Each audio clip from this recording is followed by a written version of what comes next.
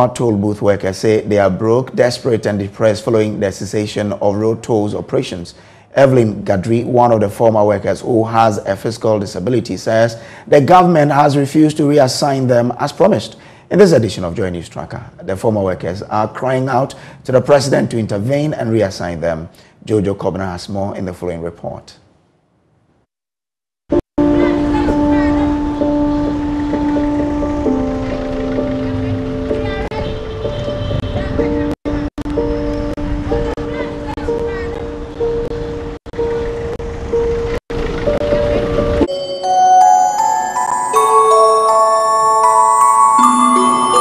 If I get the opportunity, not less than 50% of those engaged, to be given to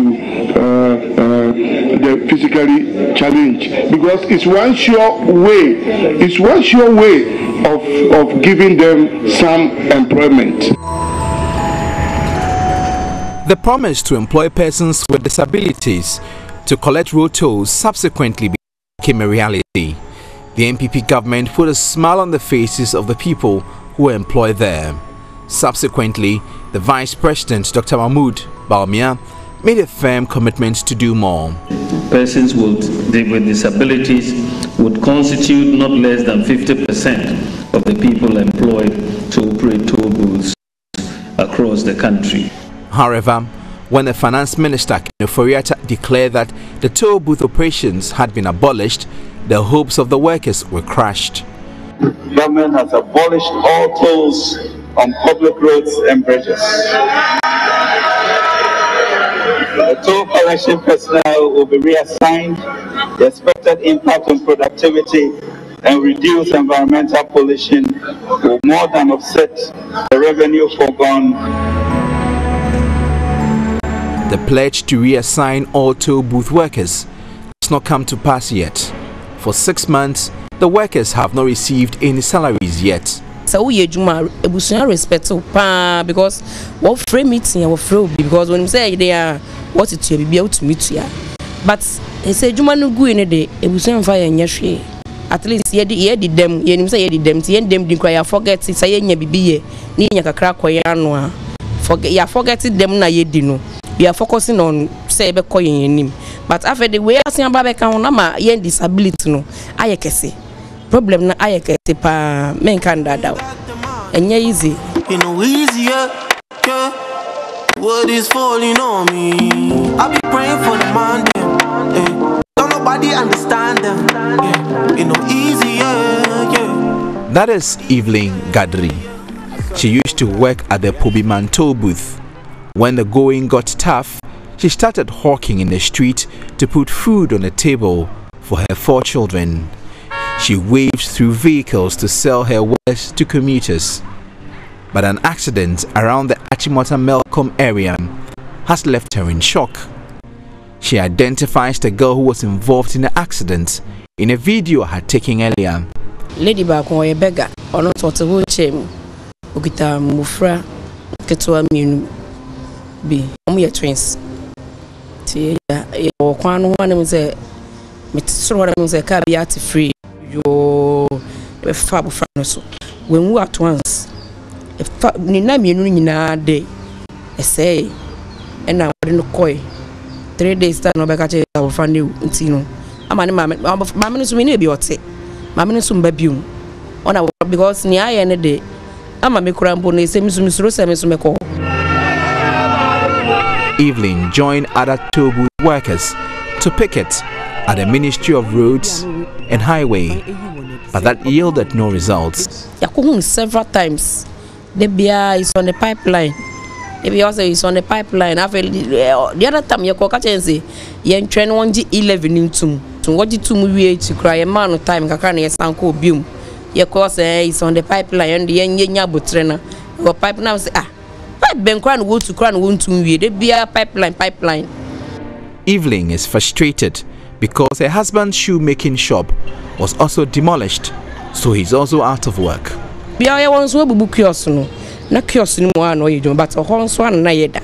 And if one we no, so no, he found a yebeko. Yen baby a yebeko, but they manage me that to Yanko point him say, on training to me na say da ko me hu sentinel how me pa me da first me ni able person and until but me hu so wan hwe me ona me no me ba pen wan hwe 15 years am busy by this time nti ono ana obefa me na oye me ho ade kakra bi eni ade ne ye manage kakra but what's a baby bu ni die no wo mu ni kiosk me ana na me kwadwuma ba no na bibi akoye fine me maintain fie I didn't know hand me. Odoi, Evelyn's husband, says he is now miserable because of the current state of the economy. Ni bra ba ku bi kra e besra na o manu 102 bi 1.2 o si sa de o be to fini nyama ko to traffic enu kra po mi catch say dangerous no si da bi kola no sisi a school omo school fees so mbe ko school kra omo duane di kra be din. Genevieve also used to work at the Tollbooth. Due to the high cost of living and the fact that she's currently jobless, she feels suicidal. Se nyame ambemu a minim nia meye me ho because madwene mu eye me bebre sesi a misika nyina me kura me bank account kura de emi say last money a me ban ko yi na ko fill forms bi no si mama scanner kan e wo NIB e ho na ye de ye pay fante e ho na ye save 50 Ghana. She says the news about the abolition of the Tollbooth took a toll on her. Prior to that news, a car lost control and crashed into the booth she was working in.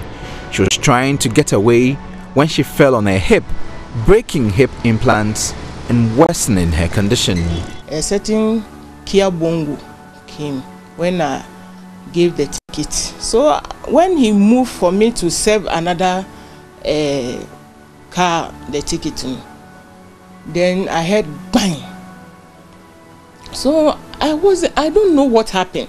So I was struggling in the boot till I fell down on my leg, and one of my leg is longer than let's say Ghana is longer than Africa.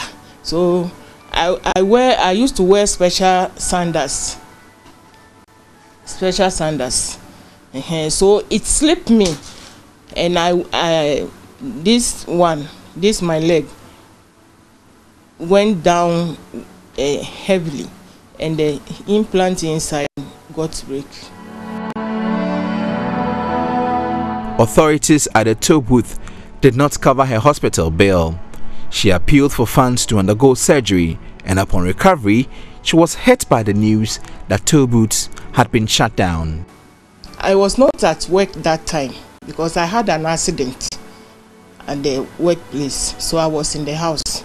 So when I heard the news, it was not easy for me. It was not easy for me to control myself. I was hoping that I will get better and go back to work. And suddenly, the news came out that we are not able to go again. Genevieve says they have been patiently waiting for news about reassignment, but government has been silent. And so by who say me babele manina and so world lecturers went to me uncle school. Atasi because a free me hano Echo Junction 5 cedis. Oh ba 5 cedis aya in 10 cedis. From Junction also Echo Accra say 5 cedis 50 pesos or sign. Inti okwa ni in and out no crown if I say 25 Ghana. Ne duane kro bedin kan ho. Inti meni bia no tifi. Oye electrical engineering. Currently I spend 25 cedi a day on transportation. Sometimes my friends do help me and buy food, or sometimes I manage to buy food. So in all, I spend about 5 cedi just to buy food so that I can be able to use the rest for transportation. The head of the advocacy committee at the Ghana Federation of Disability Organizations, Alexander Bankole Williams, wants government to listen to the cries of its members. Unfortunately, the minister did not give us a deadline. He just indicated that there were some discussions ongoing. As I speak to you, I keep on getting calls from our members who benefited from this. There are people who have undergone surgery. There are people whose kids are now home because of this whole turn of events. If the government is not going to get jobs for them immediately, our plea is that the government should reactivate the toll booths. Evelyn and Genevieve are calling on the president to speak up about their concerns. Nana on Kenya no so ye bema. Say we nyina so okasa final on kasa. No be kire say ampa ejuma ho e bema yen because nya minister kan ye ngini di nana na ye ngini di. Mr. His Excellency, Doctor, Asemba ko kai me then say the disabled are suffering and intina omo ba be ye. His Excellency, the suffering no afi dia yekese. The Ministry of Roads and Highways says they will solve the problem. Isaac Ejay Kwache is the Deputy PRO of the Roads Ministry. The ministry does not have any agreement with the individual contractors or collectors. We cannot deal with them individually, but it is rather the company that employ them. But that notwithstanding, we are engaging with them to ensure that we find a amicable solution to some of these squabbles. When will government fulfill this promise? Jojo Kobna, JoyNews Tracker. Joining us for a discussion on this development is Ranking Member, Roads and Transport Committee of Parliament, Kwame Agboja. Chief, thank you very much for agreeing to speak to us. You obviously are not happy with this development. What have you done in your capacity to understand what government is doing about this situation? Can you unmute so we can hear what you're telling us? Good morning to you and good morning to your cherished viewers. We have been doing our part. It is the public that need to take the next action. My brother, first of all, I want to sympathize sincerely with all former toll booth workers, especially those who are, disabled people who have been employed and currently have to be struggling with their rent, their school fees, their food, and everything. This whole issue is based on one significant issue of the usual deception by government. My brother, the bottom line is that there was no reason and no need to shut down the toll booth. The entire reason for shutting down the toll booth was a public relation exercise because the government decided that we are going to introduce e-levy and people are going to react negatively to it. So we will say that, oh, even we have forgiven you one of the taxes. But it is completely needless. What have we done so far? You saw us vehemently oppose this illegal, we still believe it's an illegal act of unilaterally spending the collection. You'll notice the minority led by the Honorable Haruna Idrisu and then myself and many people spoke that this action was illegal and must be reversed.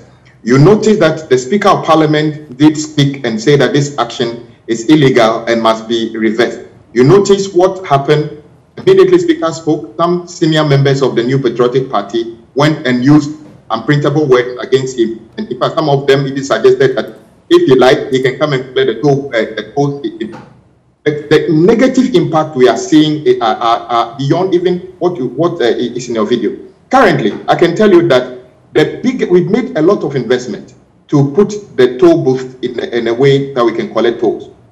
Now, all that investment is going to waste. People are vandalizing the things and everything. And now, the dangerous part is how we can see our compatriots laid off and there's nothing happening. The finance minister stood in Parliament and promised that no toll worker will be laid off and they will all be reassigned. I including last week, I met representatives of them who come telling me that no, they are not being paid. Some of them are being paid, some of them are not being paid, and then there's no sign of anybody reassigning them. And all of a sudden, the high-ranking officials at the ministry are no longer speaking. The finance minister is not speaking about the toll booth anymore and the reassignment. Dr. Baumia is not talking. The president is not talking. The minister of road and highways is not talking. None of his deputies are talking. The main PRO is not talking. Now, the only person speaking about this is the deputy PRO. Very soon, you won't get anybody to talk about that. Let me give you why you should be very angry this morning.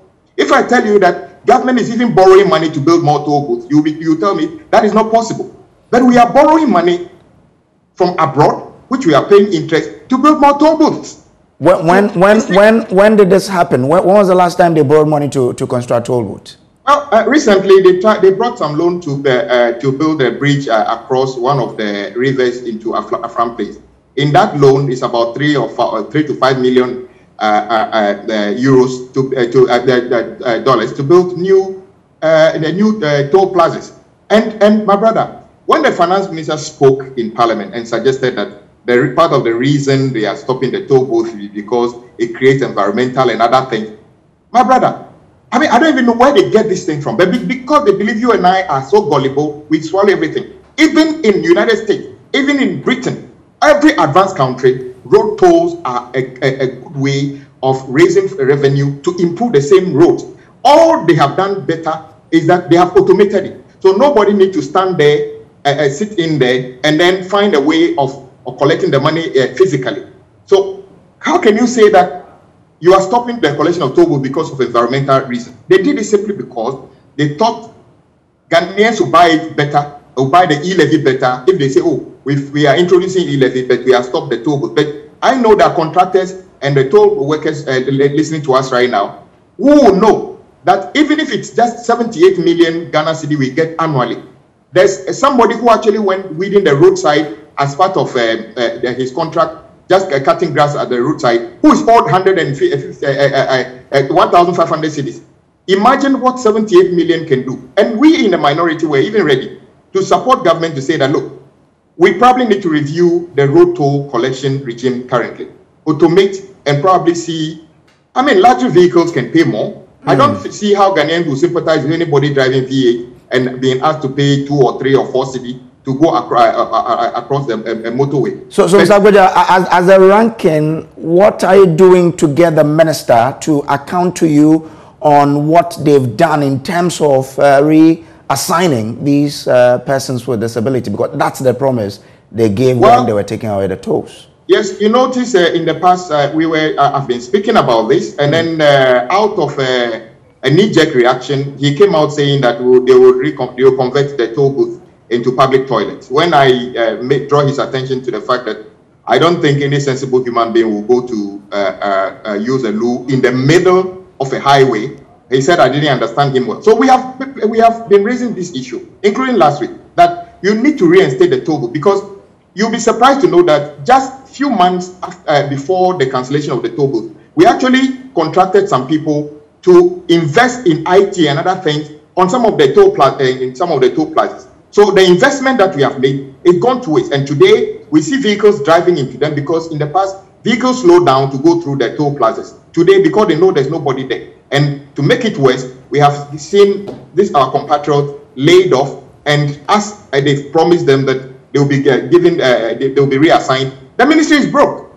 I will not be. I mean, did I hear the deputy PRO saying that they don't have any contract with the individual? Look, he's a very good gentleman. He shouldn't go there at all. The government knows exactly who employs the disabled people, yet they said that they were going to be reassigned. So this is not the time to be picking and choosing as to whether they are actually employees. So finally, once the parliament has started warning ministers for failing to do their work, would you thread on that same road to caution the minister that if he doesn't reassign these people, you are not going to consider his business? Well, even the leader of parliament, the speaker had made a point, and then what they told him was to come and collect the toll himself. I think your suggestion is well placed. I think, first of all, we must demand that government reassign and continue to pay the toll workers as they have promised, so that they can pay their rent, they can pay their school. Look at the lady. 4 children, and the husband is also disabled. Unfortunately, under some unfortunate situation, the husband's shop has also been demolished. Imagine if this was your relative. How will you be feeling this morning? But just like anything, e-levy, a cathedral, everything, the government will do exactly what they think because they think you've elected them, and nobody can do them anything. That is where we are here. Other countries, this thing should have led to a major action against government and reverse this. But in this country, nothing will happen. I'm grateful to you, Mr. Agbaja, for joining us. Kwame Agbaja is ranking member of the Roads and Transport Committee of Parliament. Now, still